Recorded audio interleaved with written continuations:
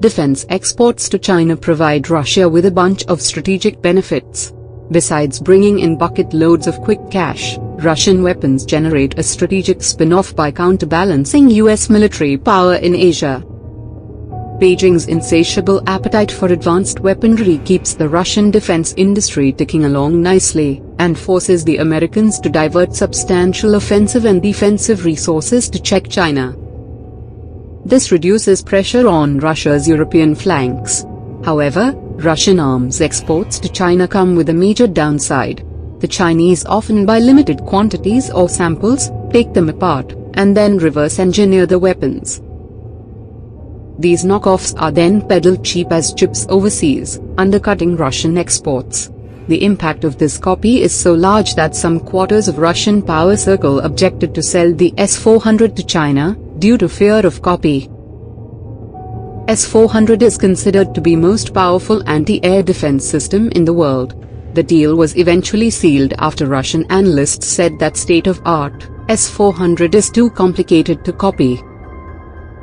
In this video, we will look at 5 different weapons China has copied from Russia. Number 5.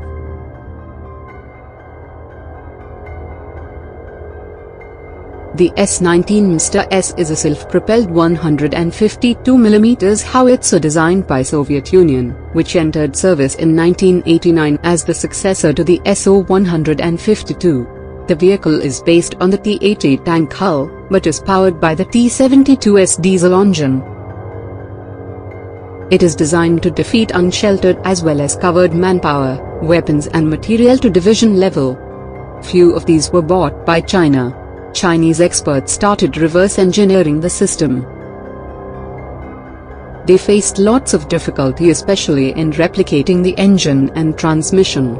But finally a decently working copy was created. It was named as PLZ-05 self-propelled howitzer. Weighing 35 tons, it can fire its munitions at a maximum range of 100 kilometers. As seen, the remarkable similarities leave little doubt about its origin. Number 4.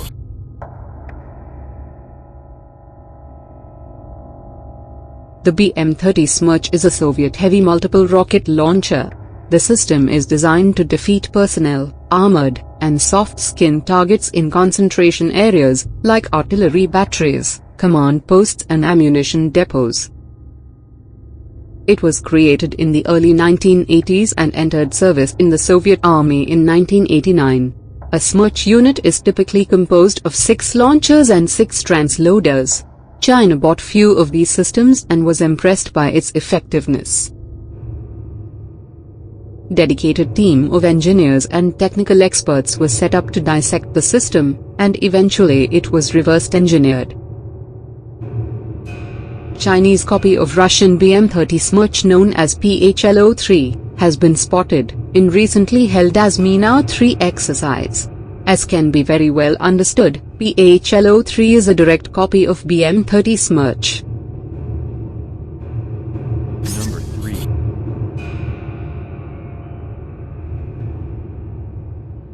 The Antonov An-12 is a 4-engine turboprop transport aircraft designed in the Soviet Union. It is the military version of the Antonov An-10 and has many variants. In the 1960s, China purchased several An-12 aircraft from the Soviet Union, along with a license to assemble the aircraft locally. Due to the Sino-Soviet split, the Soviet Union withdrew its technical assistance and the first flight of a Chinese-assembled An-12 was delayed until 1974. The Xi'an Aircraft Company and Xi'an Aircraft Design Institute worked to reverse engineer the An-12 for local production. In 1981, the Chinese version of the An-12, designated Y-8, entered production. Since then, the Y-8 has become one of China's most popular military and civilian transport or cargo aircraft, with many variants produced and exported. Number 2. The People's Republic of China bought a single BMP-1 from Egypt in 1975. Soviet-Chinese diplomatic relations were at the time confrontational, and the Chinese could not ask for a Soviet BMP-1. By reverse engineering, the Chinese developed an almost full copy of a Soviet BMP-1 in 1986. The Chinese model WZ-501 was 200 kilograms lighter and with a copied 320 horsepower Norinco 6V150 diesel engine. It had the same maximum road speed as the BMP-1. The WZ-501 was originally intended for export market, but the People's Liberation Army (PLA), which only used APCs, was desperate for a dedicated IFV. The PLA adopted a number of WZ-501s in 1992, giving the WZ-501 the designation Type 86, even though the vehicle, like the original BMP-1, was already obsolete. In spite of its characteristic drawbacks, weak armor, low efficiency of the 73mm gun, the Chinese upgraded the Type 86 in the mid-1990s. A modernized variant, designated the Type 86A, WZ-501B, was fitted with a 400 horsepower engine, a modern radio and second-generation infrared vision devices. Type 86A IFVs will remain in service with the PLA for the foreseeable future. The PLA maintains around 1,000 of those IFVs, which are mostly used by armored units stationed in northern mainland China. Number 1.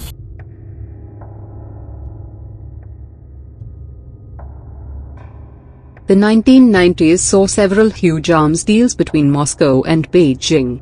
One of the most important involved the sale, licensing, and technology transfer of the Su-27 flanker multi-role fighter. The deal gave the Chinese one of the world's most dangerous air superiority fighters, and gave the Russian aviation industry a lifeline. But the era of good feelings did not hold. Details remain murky and disputed, but the Russians claim that the Chinese began violating licensing terms almost immediately, by installing their own avionics on flankers, under Chinese designation J-11. The deal fell apart after about half of the Su-27s were sent to China and Moscow accused Chinese manufacturers of replicating the jet under the names J-11 and J-11B. The Chinese also began developing a carrier variant, in direct violation of agreed-to terms named J-15 Flying Shark. J-15 Flying Shark is an illegal copy of the Russian Su-33 which was originally based on Sukhoi Su-27 airframe. Beijing-based Sina Military Network, SMN, criticized the Flying Shark calling it a flopping fish. It has limited attack range up to a distance of 120 kilometers from the carrier, when it is carrying 12 tons of weapons.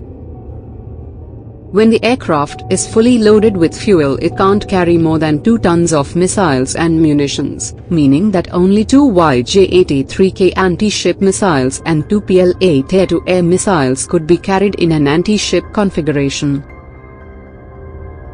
Many other Chinese defense analysts have blamed limitation of aircraft carrier liaoning on the underperformance of J-15.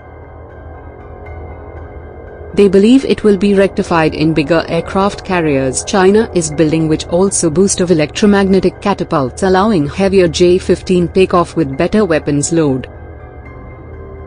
The appropriation of Russian technology undercut the relationship between Russia and China, making the Russians far more wary of transferring their crown jewels to the Chinese military. Thanks for watching.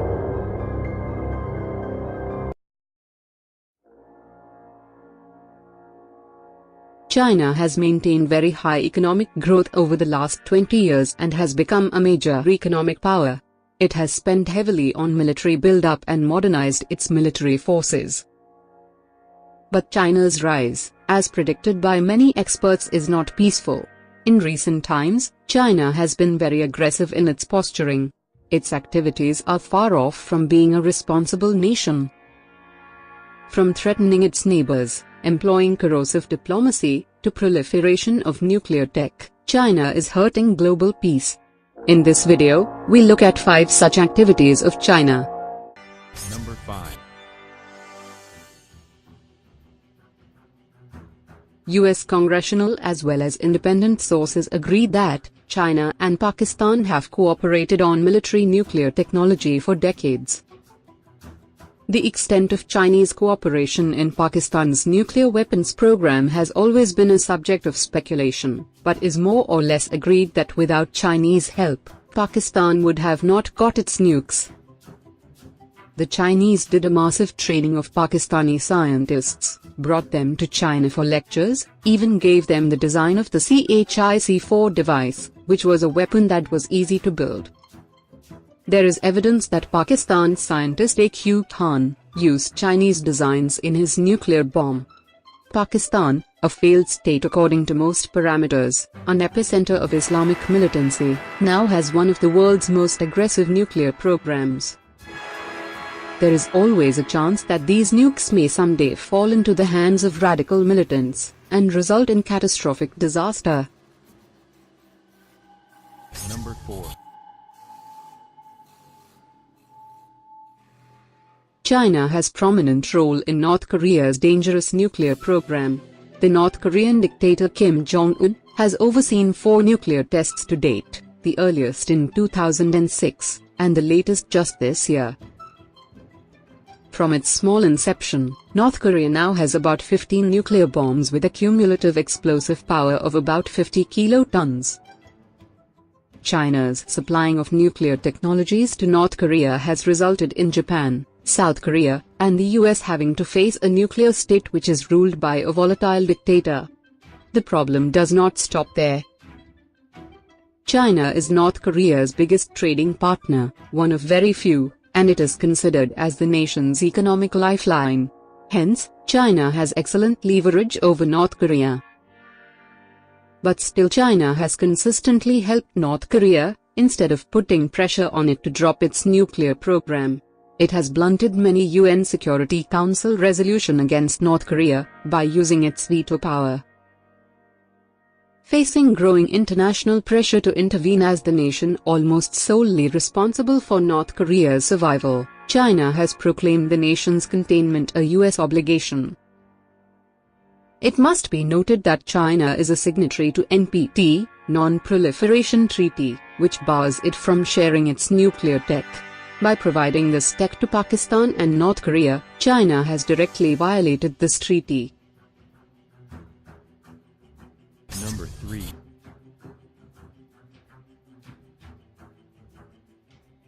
China's sweeping claims of sovereignty over the sea have antagonized competing claimants Malaysia, Vietnam, Brunei, Taiwan, Indonesia, and the Philippines. United States, Japan and India favors freedom of navigation, as it is a very important sea route with $5 trillion in trade, half of global merchant shipping and half of world's oil shipment pass through it. The sea also has alleged 11 billion barrels of untapped oil, and 190 trillion feet 3 of natural gas. The Philippines approached International Tribunal for arbitration and argued that Chinese activity in the region was violating international law. On July 12, judges at Hague Tribunal rebuked China's claims over the waters. The landmark decision rejected China's assertion that it enjoys historical rights over a huge area of the South China Sea encompassed by 9-line. China had argued that the tribunal had no jurisdiction in the matter and rejected the decision. Many complex disputes have been resolved with this type of arbitration, including maritime boundaries. China's outright rejection symbolizes its high-handed behavior and utter disregard for international norms. Number 2. From military hardware to industrial goods, China has carried out extensive and very aggressive espionage. Many countries like US and Russia have been its target. Officials and organizations have traced various attacks on corporates and government computer systems in US to computers in China. The attack in some cases are so sophisticated that it will be impossible to perpetrate without the backing of Chinese government. China has denied accusations of cyber warfare, but experts believe otherwise. China has gained lots of grounds in last decade, having stolen design data of many US and Russian systems and have brazenly produced copies with total disregard of intellectual property rights and ethical behaviors. The astonishing similarities leave little doubt about Chinese activities of cyber espionage and reverse engineering. To know in details, watch the 2 videos on cards above. Number 1.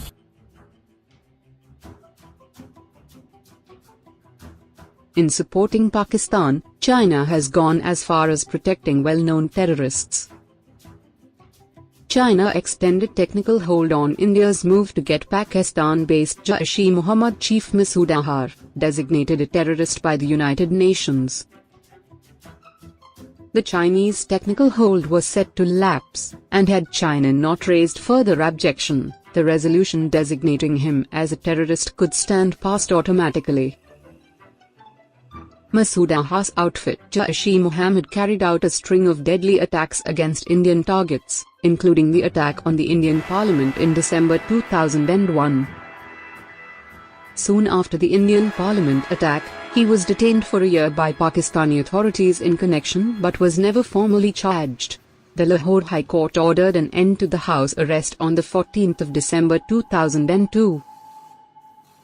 It must be noted that India is not alone in its bid to get Azhar listed as terrorist, as the US, the UK and France had co-sponsored the resolution seeking his listing, and all the members except China supported it. In June last year, China had blocked India's demand for taking action under the Council's anti-terrorism resolutions against Pakistan for releasing Lashkar-e-Taiba commander Zaki-ur Lakhvi, the mastermind of the 2008 Mumbai attacks.